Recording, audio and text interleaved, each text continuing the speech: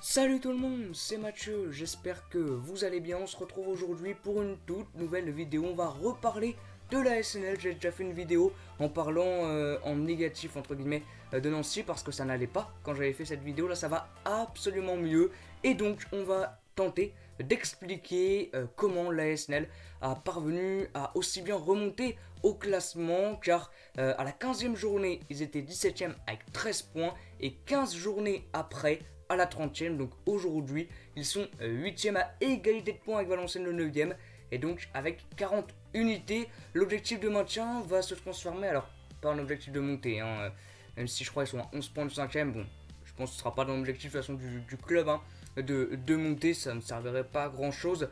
Faut déjà essayer de construire en Ligue 2, avec le rachat aussi du club ça va peut-être donner des années plus intéressantes au club, par exemple l'année prochaine. Donc voilà, je pense que il se transforme l'objectif de maintien en objectif top 10 qui est largement possible pour cette fin de saison. Donc il reste encore 8 matchs et on va tenter d'expliquer comment l'ASNL est aussi bien remonté au classement. Donc tout d'abord on va se remémorer un petit peu le classement où vous voyez donc le top 11, avec Nancy. Alors non, ils sont pas à égalité de points avec Valenciennes. Ils ont donc 40 points, Amiens, Rodez et Valenciennes, eux en ont 37. Donc ils ont quand même quelques points d'avance sur le 9e, le 10e et le 11e. Vous voyez que c'est très serré. Par contre, pour aller grappiller quelques places devant, ça va être plus compliqué.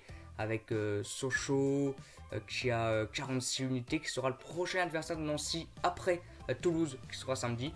Donc vous voyez que la SNL Lorraine est 8e, quand même, c'est très bien, 8e position pour la SNL.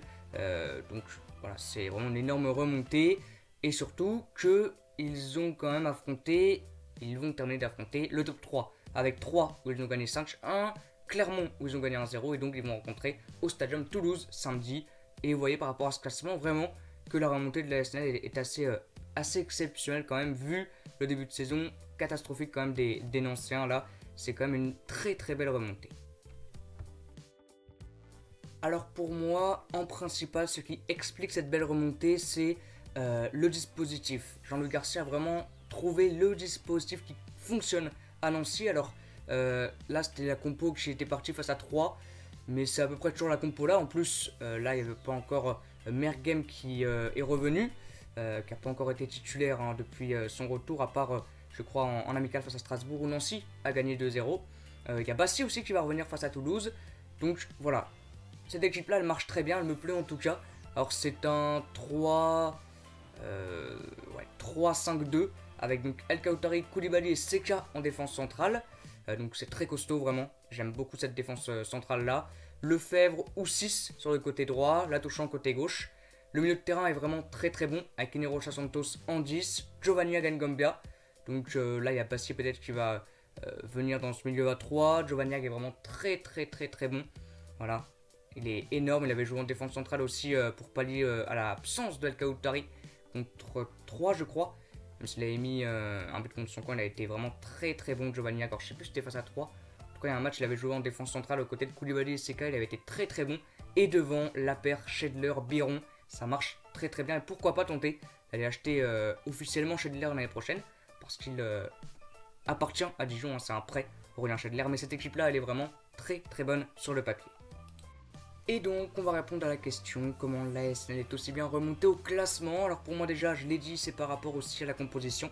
Vraiment je pense que Jean-Louis Garcia a trouvé la bonne composition pour l'ASNL, parce que le 3-5-2 il est beaucoup utilisé, parce qu'il est vraiment maniable. Dans les phases offensives vous êtes 5 au milieu de terrain, dans les phases offensives vous êtes 5 en défense. Donc c'est assez maniable et j'aime beaucoup vraiment ce dispositif là. Alors classement j'ai oublié un E, c'est une faute de frappe.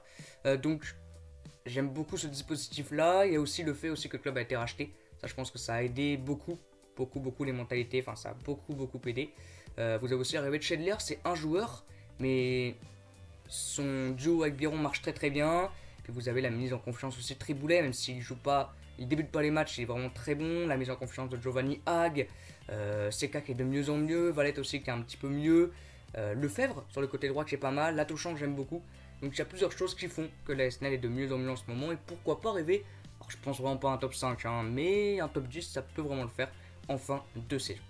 c'est la fin de cette vidéo. On se retrouve, j'espère, très bientôt. Hein. Maintenant, c'est vrai que c'est pas très régulier la sortie de vidéo.